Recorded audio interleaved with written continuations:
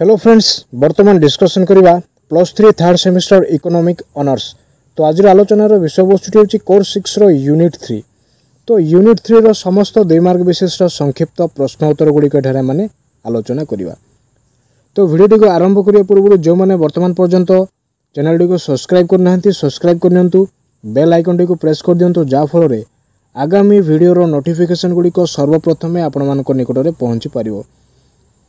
तो भिडियो को स्किप नक संपूर्ण रूप देखा निमित्त चेष्टा करूँ। जदि स्किप करके देखिए बर्तमान आलोचनार विषयवस्तुटी सठिक रूप से बुझीपारे ना। तो पूर्वर अनेक गुड़े वीडियो अपलोड हो सारी अच्छी, तो आपने चैनल प्लेलिस्ट को जाई समस्त वीडियो देखिपारे। तो प्रश्नटी कौन देखा, प्रश्नटी हूँ संस्थापितंकर मुद्रा प्रति चाहिदा, demand for money by classicals. तो प्रश्नटी एठार मैंने कौन देखले, संस्थापितंकर मुद्रा प्रति चाहिदा अर्थात demand for money by classicals. तो उत्तरटी कौन देखा, संस्थापित अर्थशास्त्री माने विश्वास करथुले जे द्रव्य और सेवार कारोबार पई मुद्रा चाहिदा होइथाय। तो संस्थापित अर्थशास्त्री माने कौन विश्वास करथुले जे द्रव्य और सेवार कारोबार निमंते मुद्रार चाहिदा निहाती आवश्यकता होइथाय।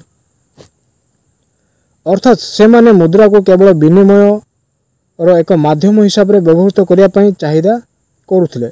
तो से माने कौन करथुले ना, मुद्रा को केवल विनिमय एक माध्यम हिसाब से व्यवहृत करने से माने चाहिदा करुले। 2 नंबर प्रश्नटी कौन, फिशरंकर विनिमय समीकरण कौन, equation of exchange of Fishers. तो फिशरंकर बीजगणित संबंधी विनिमय समीकरण रे मुद्रार जोगाजोग बा मुद्रार जोगाण अर्थात एम दर पी मध्य एक संपर्क स्थापन होइछि। यह अटे MV = PT। यह हूँ फिशरंकर विनिमयर समीकरण अर्थात equation of exchange of Fisher. 3 नंबर प्रश्नटी कौन, मुद्रार प्रचलनर बेग, velocity of circulation of money. सबुठारु गुरुत्वपूर्ण शर्तावली जोठी फिशरंकर विनिमय रो समीकरण को मुद्रा प्रति चाहिदार एक तत्व रूपे स्पष्ट तत्व रूपे सृष्टि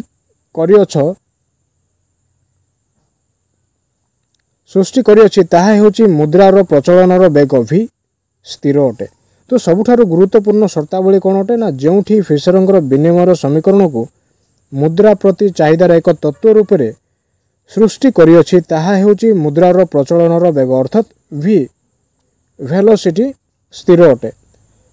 अर्थात एक निर्दिष्ट समय मध्य मुद्रार गोटे एककर हस्त परिवर्तन हाराहारी संख्या स्थिर अटे और यह मुद्रार मोट परिमाण अर्थात M एवं साधारण दरर स्तर P और मुद्रा रे कारोबार होता मोट द्रव्य और सेवा समूह T स्थान T थारु कौन होना स्वाधीन अटे।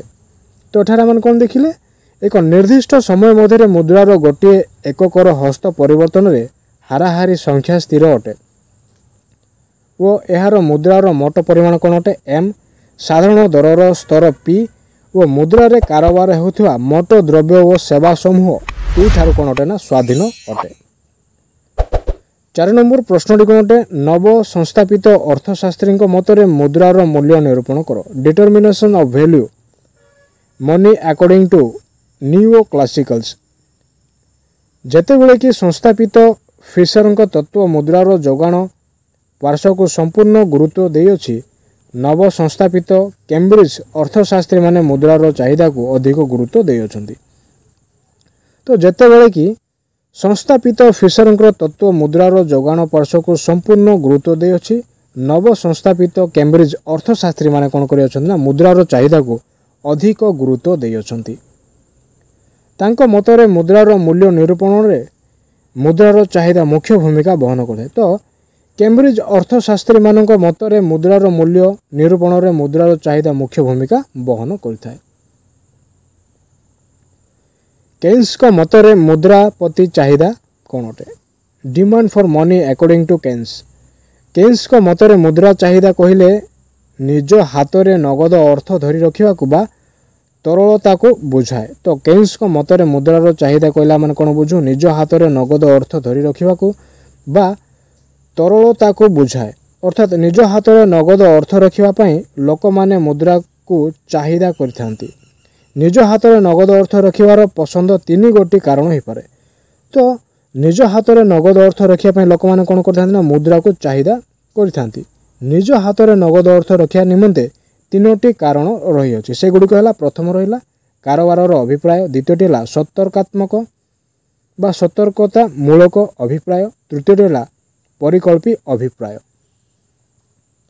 6 नंबर विषय कौन गोटे देखिए भविष्य सतर्कता उद्देश्य मुद्रा प्रति चाहिदा, demand for money for precautionary motive. भविष्य सतर्कता उद्देश्य मुद्रार चाहिदा केतेक उपादान उपर निर्भर करिथाय। तो भविष्य सतर्कता उद्देश्य मुद्रार चाहिदा केतेक उपादान उपर कौन करथाय ना निर्भर करिथाय। उदाहरण स्वरूप आयर आकार, लोकंकर प्रकृति, दूरदृष्टि इत्यादि।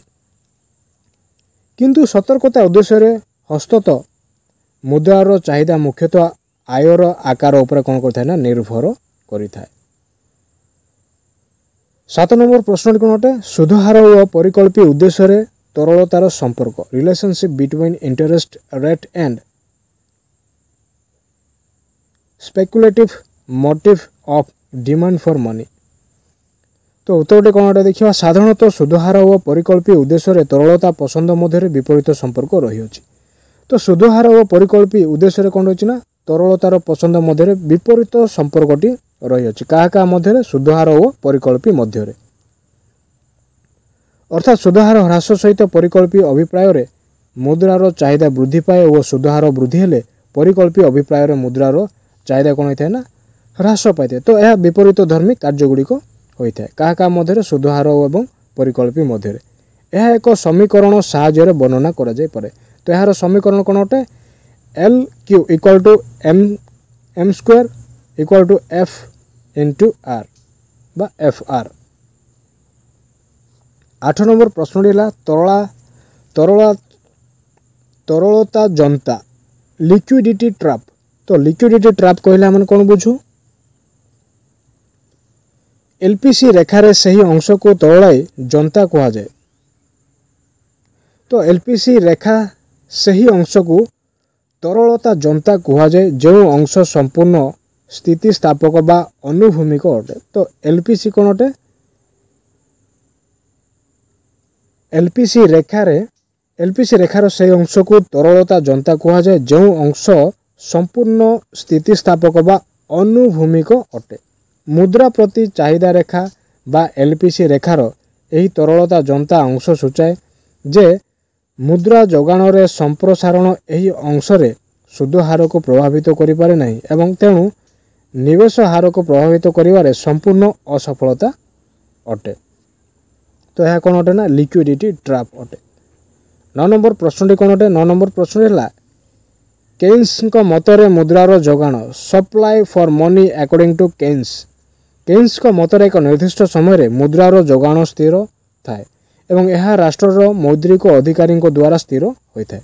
तो केन्स मतरे एक निर्दिष्ट समय मुद्रार जोगाण स्थिति कौन थाए स्थिर थाए एवं यह राष्ट्रर मौद्रिक अधिकारी द्वारा स्थिर होता है। मुद्रार जोगाण शुद्ध अस्थिति स्थापक अटे। तो मुद्रार जोगाण कौन अटे ना शुद्ध अस्थिति स्थापक अटे। यार अर्थ है केंद्रीय बैंक द्वारा जोगाण होता मुद्रा शुद्ध उपर निर्भर करे नहीं। तो केंद्रीय बैंक द्वारा जोगाण होता मुद्रा गुड़िक कौन अटे शुद्ध उपर निर्भर करि न थाए। 10 नंबर प्रश्नटी कौन अटे मुद्रा जोगाणर संकोचनात्मक नीतिर परिणाम consequence of construction of money supply. यदि सरकार और केंद्रीय बैंक एक संकोचनात्मक नीति अनुसरण करी मुद्रा जोगाण ह्रास करती तेबे सुधहार वृद्धि हेब बैंक ऋण देबारे कठोर शर्तावली ग्रहण करियब। तो सरकार जदि यही नियम करिथांती केउ नियम ना सरकार और केंद्रीय बैंक एक संकोचनात्मक नीति अनुसरण करी मुद्रा जोगाण ह्रास करती तेबे सुधहार वृद्धि हेब बैंक ऋण देबारे कठोर शर्तावली गुड़िक ग्रहण करिब। यह फल कौन हेब ना शुद्ध संपर्कतार क्षेत्र गुड़िक यथा बासगृह कारखाना जंत्रपाति इत्यादि रे आर निवेश स्वल्प हुए एपरिक स्थायी उपभोग्य द्रव्य प्रति चाहिदा कौन हम ना ह्रास पाइज। 11 नंबर प्रश्न टी कौन उच्च शक्ति युक्त मुद्रा कौन अटे हाई पावर्ड मनी। सरकार और भारतीय रिजर्व बैंक द्वारा निर्गमन हेउथिबा चलंती मुद्रा नोट व धातव मुद्रा को नहीं उच्च शक्तियुक्त मुद्रा गठित। तो उच्च शक्ति मुद्रा क्या नहीं गठित ना सरकार और भारतीय रिजर्व बैंक द्वारा निर्गमन हेउथिबा चलंती मुद्रा अर्थात नोट व धातव मुद्रा को नहीं उच्च शक्तियुक्त मुद्रा गठित होता है। निर्गमन हेउथिबा मुद्रार एक अंश जनसाधारण द्वारा धारणा होता है। तो मुद्रार एक अंश जनसाधारण द्वारा कौन होता है ना धारणा होता है क्यों निर्गम हेउथिबा मुद्रार एक अंशटी कौन होता है जनसाधारण द्वारा धारण होता है। तो यह आम कौन कही था सीपी कही था। वो एक अंश संरक्षित मुद्रा हिसाब से बैंक द्वारा धारण होता है ताको आम कौन कही था आर कही था। तेणु H equal to CP plus are.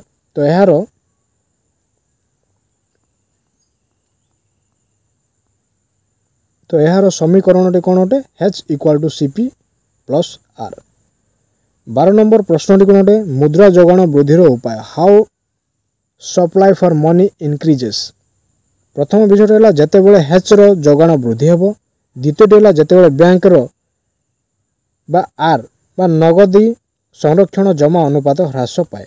तृतीय विषय है जितेबाला जनसाधारण अर्थात के बा नगदी जमा अनुपात ह्रास पाए से कौन हम ना मुद्रा जोगाण वृद्धि पाइब।